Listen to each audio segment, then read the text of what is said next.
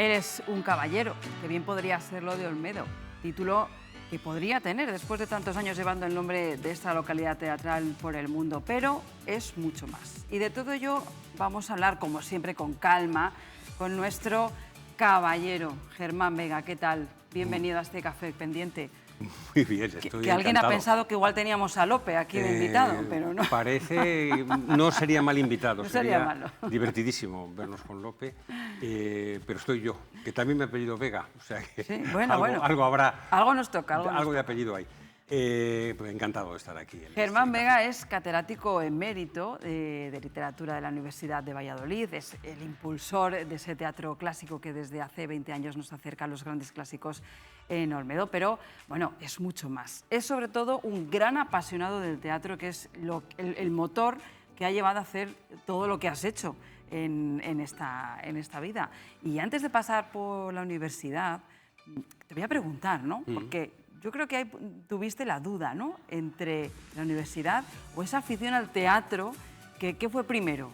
¿Leer los clásicos de Lope de Vega, subirte a las tablas? ¿Qué es lo que fue primero? Porque tú has sido actor de teatro. Bueno, fui actor aficionado siempre, pero es verdad que el veneno de las tablas fue lo primero. Y a partir de ahí vino todo lo que tuviera que ver con ese estímulo primero. Yo, como alumno de los jesuitas, que fui en León. León, porque naciste en León, sí, ¿sabes? Nací en León y allí en el colegio de los jesuitas, de siempre los jesuitas han tenido a gala tener teatro en sus centros como medio de aprendizaje de los alumnos y como medio también de celebración. Esto lo vienen practicando desde la fundación prácticamente de la Compañía de Jesús. Y a mí la verdad es que me vino muy bien. La primera vez que me tocó por ejercicio de clase hacer de Hamlet, me pareció aquello maravilloso, el poder ser otra para persona. empezar, ¿no? Sí, a partir de entonces todo ha sido una caída libre. No, nunca podré ser tan grande como cuando fui Hamlet, pero ahí empezó todo y tuve muy claro desde el principio que quería hacer cosas que tuvieran que ver con el teatro.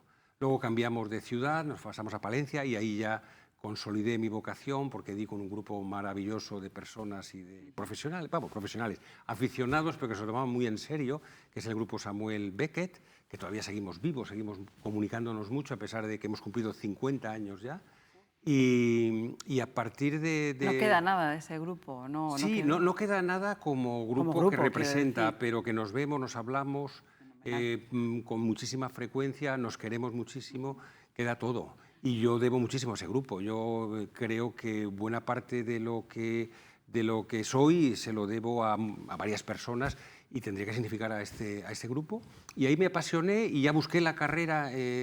Ahí conociste a los grandes clásicos del teatro. Sí. Conociste muchos, pero entre ellos los clásicos del teatro español. Los conocí, aunque el grupo Samuel Beckett, aunque también representaba clásicos, representaba Cervantes, por ejemplo, los entremeses, se fijaba más en el teatro contemporáneo. El propio nombre de Samuel Beckett viene de que ese año que hubo que registrar el grupo había obtenido el premio Nobel de Literatura Samuel Beckett, un representante del teatro de vanguardia, del absurdo, y en esa línea andábamos, ¿no? Aunque no hacíamos feos tampoco al teatro clásico, casi un poco también para ocultar nuestros deseos de contestación, de protesta. Éramos un grupo contestatario. Y en aquellos tiempos, estamos hablando de época de Franco, todavía no era fácil decir determinadas cosas si las decían autores contemporáneos. Pero si lo decía Cervantes, o hacíamos que lo dijera Cervantes, o enfatizábamos lo que había dicho Cervantes para que sirviera para nuestro tiempo, pues sí se podía decir. O sea, que era vuestra forma de vuestra rebeldía. Sí, nuestra rebeldía era a través del teatro. Creíamos que podíamos cambiar el mundo con el teatro. Y de alguna manera pues nos cambiamos a nosotros, que es una forma de cambiar el mundo, ¿no? Cada uno con su pequeña parte. Creíamos que podíamos cambiar el mundo. Total, con el teatro. Sí, en fin, yo creo que en todo momento el hombre debe creer que puede influir en el mundo, porque es así como actuará. Es necesario. Eran unos años de instituto, ¿no? de bachiller, y llegó la época de la universidad. Que ahí fue un poco, bueno, fue ese detonante, ¿no? El hecho de haber hecho ese teatro, ¿o ya tenías alguna idea de...? Bueno, no, yo la verdad es que quería hacer literatura, se me daba bien escribir también. En esos premios que había de redacción no se me daba mal y recibía premios por eso. Tenía claro que quería hacer literatura y literatura dramática. Literatura en Valladolid no se podía hacer. Había carrera en la Complutense de estudios literarios. Claro, En Valladolid había que hacer filología. Y cogí eso porque no se trataba tampoco de perjudicar a mi familia haciéndole incurrir en gastos que no tenía previstos. Y en Valladolid estábamos. Además, nos habíamos desplazado a Valladolid precisamente para estudiar los hijos. Para facilitaros el estudio. Éramos 5 hermanos y teníamos que recibir estudios universitarios según proyecto de mis padres. Y Valladolid tenía filología hispánica y es lo que cursé. Me di cuenta de que no era muy compatible seguir ligado a Palencia con el Grupo Samuel Beckett por la distancia, pero sobre todo porque los estudios cada vez exigían más. Había que estudiar mucho y bueno, pues poco a poco fui optando. Pero les fuiste fiel, ¿no buscaste aquí otro grupo o no encontraste sí, algo? Sí, encontré. Estuve en un grupo que se llamaba EVA, un grupo universitario, pero ya no fue lo mismo. Ya no era la lo mismo. Química y física y moral, todo que teníamos con Samuel Beckett ya no ha sido igual. Pero bueno, en los estudios pues fui buscando el teatro. Cuando me tocó elegir tema de tesis doctoral, elegí teatro y a partir de ahí empecé a encontrarme ya muy estrechamente con los clásicos, con el siglo de oro. Ahí empezó, en ese estudio universitario, en la Universidad de Valladolid, bueno, pues ese romance ya eterno con todos esos nombres, con todos esos clásicos. Se licenció y bueno, se convirtió en catedrático en la universidad, pero empezó una faceta y una labor que, mira, a mí me gustaría dar a conocer aquí, que es la de investigador. Ha dirigido tesis, ha encontrado nuevos escritos, nuevos autores. Yo sí que querría saber cómo se realiza esa labor, porque cuando hablamos de literatura, de profesores de literatura, bueno, pues aprendemos los nombres, los títulos, quién escribió, las épocas, pero es que hay mucho más. Y el trabajo que realizan, al menos desde ese punto de vista, es muy importante. Aún hay mucho por descubrir. A veces hay casualidades, que también hablaremos de ellas, pero es importante seguir investigando, ¿no? No todo está escrito y nunca, mejor dicho, en cuanto a literatura se refiere. Sí, bueno, digamos que el compromiso de un profesional universitario, de un profesor universitario, es no descuidar ninguna de las dos facetas, la docencia y la investigación. Y yo he comprobado con mi experiencia que efectivamente serás mejor profesor en la medida que tengas la curiosidad de indagar, de investigar. Y sí que queda mucho, ¿no?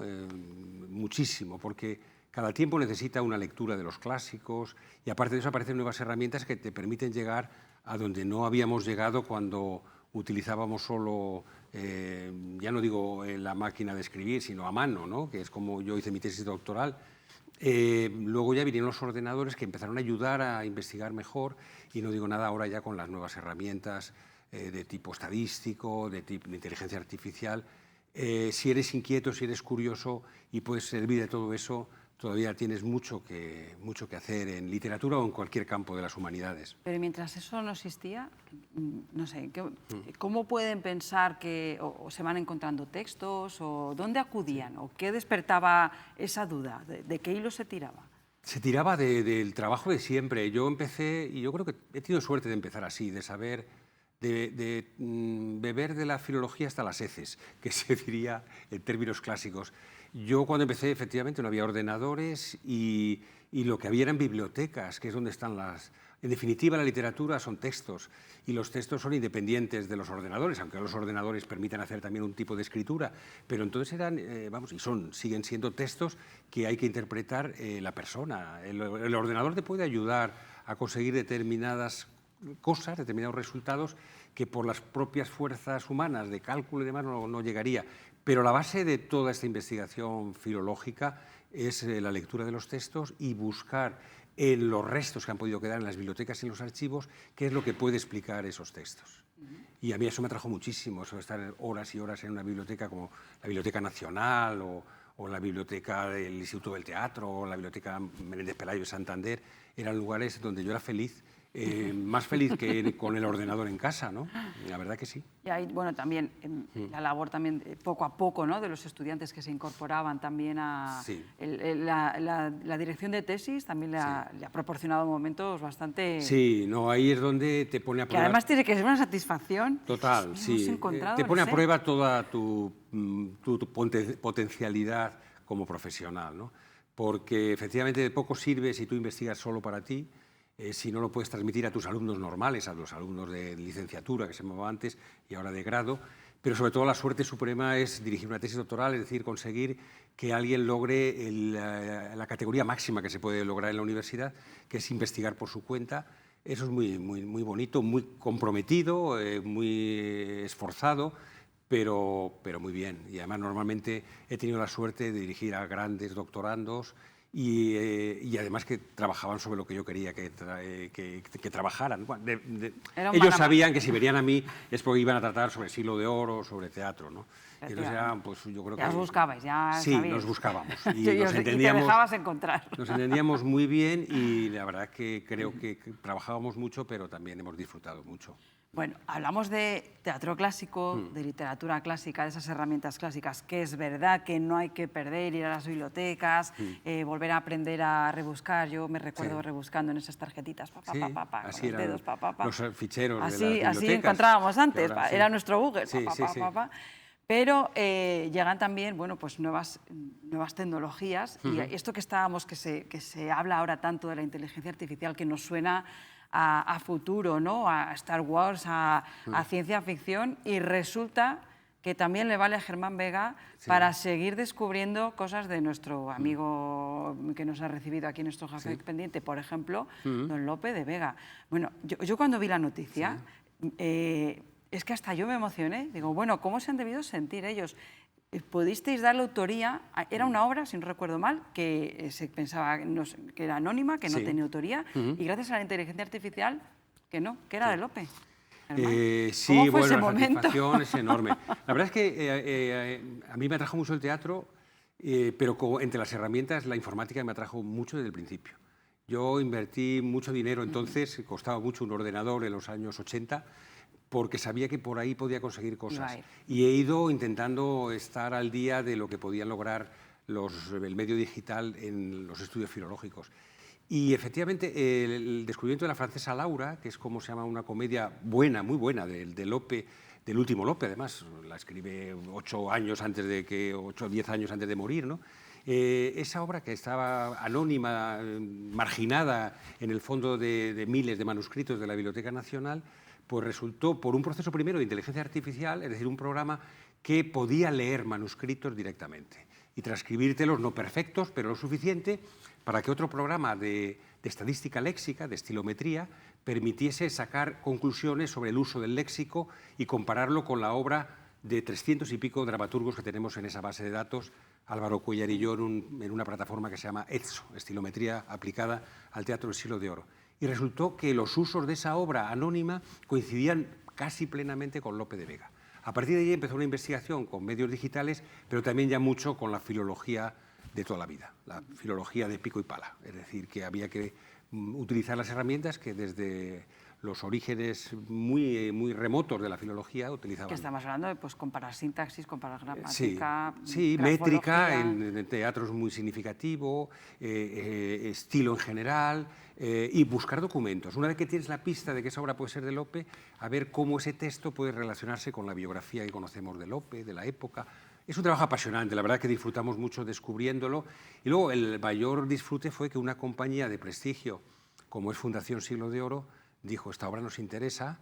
Marta Poveda... Claro, era lo siguiente. Sí, no, pero muchas veces, digamos, la investigación de los ratones de biblioteca, como que queda así, ahí, queda ¿no? ahí, queda en escritos que haces para tus colegas. No, aquí tuvo esa trascendencia, una compañía dirigida en ese momento, la obra por Marta Poveda, que es una de las grandes de la interpretación y ahora también de la dirección del Teatro Siglo de Oro, pues la ha dirigido, la ha interpretado incluso y ha girado por distintos espacios teatrales Y a mí me pareció maravilloso. Eso sí que me ha parecido ya la Bueno, culminación qué de lo que yo bueno, siempre soñé. me da satisfacción a mí, o sea, yo me imagino cuando te llamaron. Bueno, oye, porque me pues, quieres mucho por lo que has dicho, ¿no? por todo el pasado. Pero mira, dos preguntas, sí. Germán. Claro, o sea, bueno, la locura de ver que Sí. la inteligencia artificial Sí. os abría esa puerta. Entiendo que en un momento dado pensasteis, madre mía, ¿qué no podremos abrir Sí. y qué puertas no podremos abrir si buscamos el cerrojo Sí. oportuno? Claro, ¿eso se ha planteado? ¿Estás Sí. trabajando en ello? Sí. ¿Hasta dónde va a poder llegar? Sí, bueno, vamos a ver, el Teatro del Siglo de Oro tiene una ventaja que es, en principio, no un inconveniente, y es que es una parcela muy importante, quizás sea el capítulo de mayor trascendencia hacia fuera de las fronteras españolas y de mayor influencia también dentro de las fronteras en su época, en su larga época en que tuvo vigencia. Toda la sociedad se apasionó por el teatro. Y sin embargo, los restos que han quedado, que son muchos, han quedado muy perjudicados por el problema de atribuciones, de cronología. El estudioso de esta época necesita saber quién es el autor, porque no es lo mismo que lo diga Lope que lo diga otro dramaturgo. Es decir, lo primero para explicar una obra es saber varias cosas. Una de ellas cuándo se escribió y otra también muy importante y casi al tiempo o más posiblemente, que es quién la escribió, a qué grupo pertenecía, quiénes eran sus mecenas, etc. Mucho del significado de las obras viene de saber la atribución. Entonces, el Teatro del Siglo de Oro tiene muchísimos problemas de atribución. Lo sabíamos de siempre, el burlador de Sevilla. Todo el mundo hemos estudiado Tirso de Molina. Pues no, ahora sabemos con seguridad que no es de Tirso de Molina. La Estrella de Sevilla, otra de las grandes obras que se han puesto por la Compañía Nacional, por distintos grupos dedicados al clásico, tampoco es de Lope de Vega, como se ha dicho. Le voy a preguntar a Nudo en directo, ¿y de quién era el burlador? El burlador de Sevilla casi con seguridad era de Andrés de Claramonte. De Andrés de Un Claramonte. dramaturgo bastante menospreciado. Bueno, aquí actualizando apuntes. Sí, Muy bien, muy bien. menospreciado por los Porque próceres hasta muy del poquito, estudio. hace Sí. poco, se No, estudiaba que era Tirso. Y ahora, si lo pone la Compañía Nacional, todavía pone atribuido a Tirso de Molina. Ahora ya pone atribuido, ¿no? Dejando entrada, dejando la puerta abierta a la duda. Hoy sabemos, también por los estudios de estilometría, es decir, de estudios digitales, que desde luego Tirso no la escribió.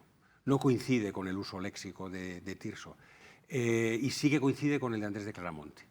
Ha habido problemas de transmisión. En los textos también eran textos que se escribían para las tablas, se copiaban, se modificaban de acuerdo con los mucho gustos. borrón, mucho se hacía a mano. No Sí, y había los textos se deturpaban, por decirlo técnicamente. Y ahora no es que nos dé directamente escrito por Andrés de Claramonte, pero sin duda es el dramaturgo de todo el panorama de los centenares de dramaturgos que más se acerca al estilo del burlador de Sevilla, que es una obra importantísima. Es el kilómetro cero del mito de Don Juan, que es el mito más versátil, más fecundo de toda la cultura occidental. Más universal. Y luego otro boom que me hace es que hace un manuscrito perdido en los sótanos de la Biblioteca Nacional, que habrá muchos. ¿Y qué se hace con todo eso? Entiendo que están ahí custodiados, claro, a no ser que se inunden. Sí, no, están muy bien custodiados y ahora pero además claro, muy bien digitalizados. todo lo que hay ahí todavía. Sí, de hecho, bueno, el proceso de la francesa Laura, el ordenador lo hace muy rápido, milésimas de segundo. Una vez que metes el texto, todo lo que depende de la informática es muy rápido, pero lo que depende ya de la comprobación del filólogo de mesa, ya es muy lento. La francesa Laura, hasta que pudimos dar la noticia a los medios, y llegó hasta la televisión suiza. A mí me asombró cómo esa noticia ocupó 3 minutos del telediario de máxima audiencia en la televisión suiza, ¿no? Mira, ya más que los que ocupó aquí, que igual fueron 2. No, aquí que también le ocupó dimos bastante, mucha cancha, y en es televisión española, es que fue... y en el Times, en Guardian. Bueno, fue una noticia muy... nos llevó mucho tiempo antes de dar esa noticia, pero estamos detrás de otros textos, sí. Hay más textos atribuibles a Lope, atribuibles a Calderón, atribuibles a los grandes. Creo que estas herramientas van a permitir organizar un poco en orden de las atribuciones mejor el Teatro del Siglo de Oro. Y va a enriquecerlo, claro. Claro, porque vamos a poder saber más cosas de qué querían decir esos textos. Pues ya digo, la autoría es importantísima, que si no que se lo digan a los que son acusados de haber hecho anónimos y les llevan a juicio, ¿no? Y, en fin, mucho depende de quién haya hecho las cosas. Bueno, un tema apasionante, la verdad. Un tema apasionante. Sí. Pero por el camino, pues se volvió otra vez su espíritu teatral, ¿no? Y dijo, bueno, vamos a leer, vamos a investigar, pero ¿por qué no volvemos a las tablas? Y se les ocurrió, bueno, a ti, con un grupo de gente, que yo sé que era un grupo de personas apasionadas del teatro clásico, organizar ese festival de teatro clásico, Olmedo Clásico, que este año va a cumplir ya, ahora si lo decimos, esos 20 años, 19 ediciones, 20 años, pero bueno, que empezó un año. Lo organizasteis pensando que se iba a hacer al siguiente y no, en 2005 ya os pusisteis a representar y a ponerlo todo en marcha. No sabíais muy bien qué repercusión iba a tener. Bueno, pues mira, ahora ya lo sabéis. Sí, la verdad que sí, fuimos muy optimistas porque no lo llamamos Festival de Teatro Clásico en la Villa del Caballero, sino primer festival, es decir, que pensábamos en un segundo y se produjo inexorablemente, porque ya no es que quisiéramos nosotros, es que vimos que la recepción del público, especialmente el público de Olmedo, que apoyó el festival como si hubiera estado toda la vida ahí con ellos, y los medios y los responsables de la política cultural nos apoyaron de tal manera que ya no nos quedó otra, afortunadamente. Bueno, luego vino la crisis, enseguida vino la gran crisis de las inmobiliarias de 2007, 2008, eso nos frenó un poco a lo que podía haber sido un crecimiento. Luego vino otra crisis, la sanitaria, luego otra crisis, la bélica.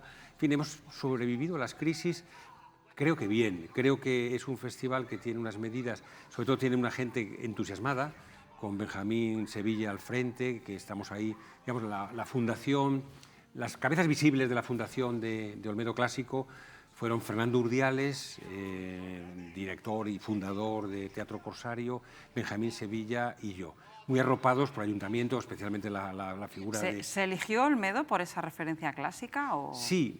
Bueno, la razón en lo que yo puedo explicar, que creo que lo he dicho en distintas ocasiones, ¿no? Cómo surgió aquello. El ayuntamiento había hecho ya mucho con la figura de Alfonso Centeno, que es fundamental en toda esta historia de potenciar la cultura y potenciar el teatro.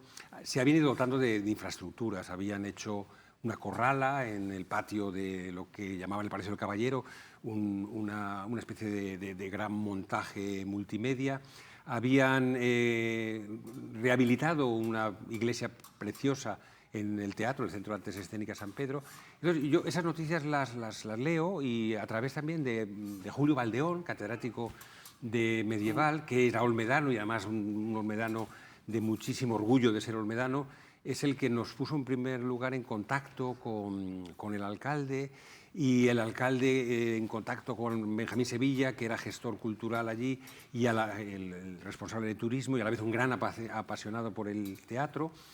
Fernando Urdiales, en cuanto le oímos hablar de aquello, le pareció maravilloso y dijimos, bueno, pues en el próximo año, el 2007, lo hacemos. No, dijimos, no, estamos ya preparados. En el 2006, en agosto, hicimos nuestro primer festival y ya digo, con un éxito importante de lo que al público le Sí, fue algo muy innovador. Fíjate, era teatro clásico, pero era muy innovador, porque no era además, una representación. No, y apostamos por todo. Digamos, nosotros, los tres principales responsables, habíamos visto ya muchos festivales. Yo era un usuario cliente de Almagro de toda la vida, de Almería, de Olite. Entonces sabíamos lo que estaba funcionando en los festivales y desde el primer momento ya creímos que los espectáculos tenían que acompañarles unas jornadas de estudio de personas que explicaran el Teatro del Siglo de Oro, que hubiera un curso de actores especializados en Teatro del Siglo de Oro, que lo dirigía Fernando Urdiales, que hubiera incluso exposiciones. Del principio ya surgió aquello como una cosa muy completita. Ya la gente lo esperaba, yo creo que la gente lo esperaba. La sensación que daba es que sí, que cómo no había, cómo no estaba eso ya desde antes, ¿no? ¿Cómo no había? Estaban tardando. Olmedo, ¿no? ¿Por qué tenía vocación Olmedo? Pues porque siempre había creído que el Lope de Vega les había regalado algo muy grande, que era una de las grandes obras del Teatro Universal, El Caballero de Olmedo, y ese pueblo había vivido pendiente de Lope, pendiente del Siglo de Oro, y eso también ha hecho muy fácil la instauración allí del festival. La Gala de Medina. La Gala de Medina. La Flor de Olmedo.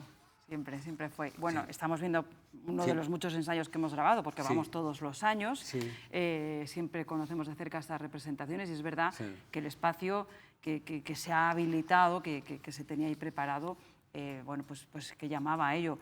Con la recreación más o menos acertada o no, histórica, de lo que era una corrala, pero con todos los medios necesarios para ponerlo sobre sobre las tablas. Y aquello es un disfrute tremendo. Yo he tenido oportunidad de ir, de llevar a gente que por primera vez iba a una obra de teatro en verso, claro, que es que todo esto hay que estar acostumbrado, ¿no? Me gustó mucho, por ejemplo, la experiencia del Perro del Hortelano en cine, salvando todas las distancias, profesor, pero fue muy significativa, ¿no? El cómo se llevó en verso y no enseñar, porque eso está ahí, ya se sabe, pero acostumbrar un poco a ese oído, ¿no? Que la gente es como, no entiendo. No, que es muy sencillo. En cuanto cojas el ritmo, ¿no? y la musicalidad, lo vas a disfrutar y se va a disfrutar. Yo soy un fan, un devoto apasionado del Perro del Hortelano de Pilar Miró.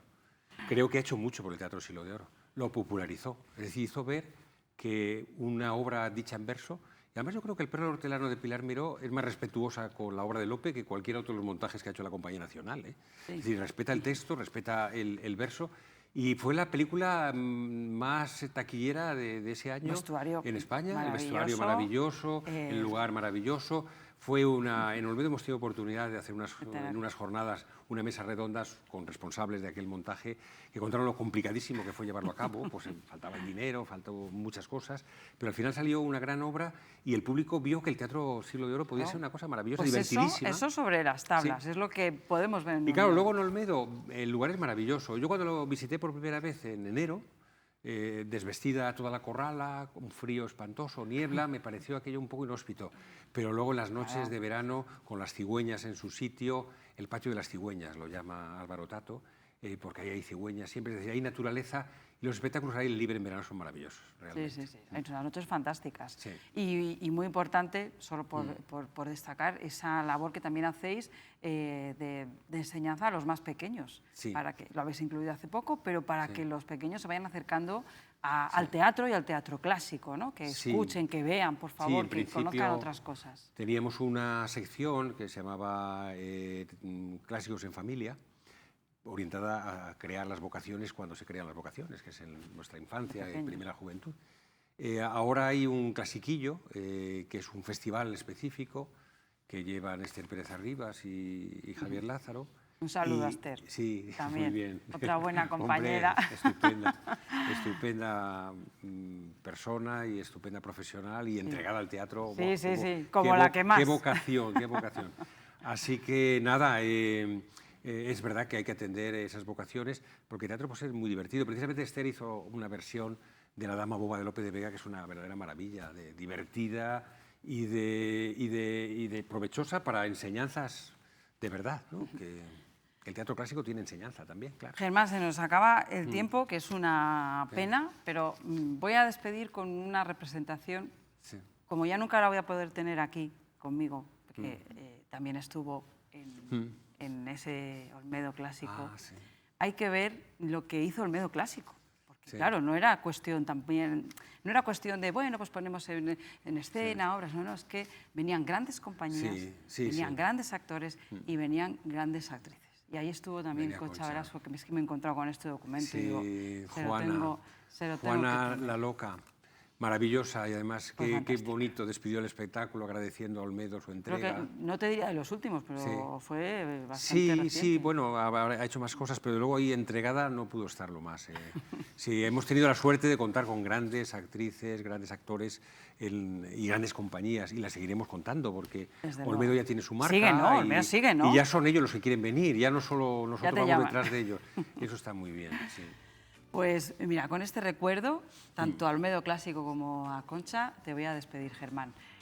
Ha sido un placer enorme. Seguimos, por favor, pendiente de todos los descubrimientos que podáis hacer, de todas las atribuciones que nos podáis contar y de seguir disfrutando de la literatura y del teatro, que son maravillosos. Muchísimas gracias. Muchas gracias, Reyes.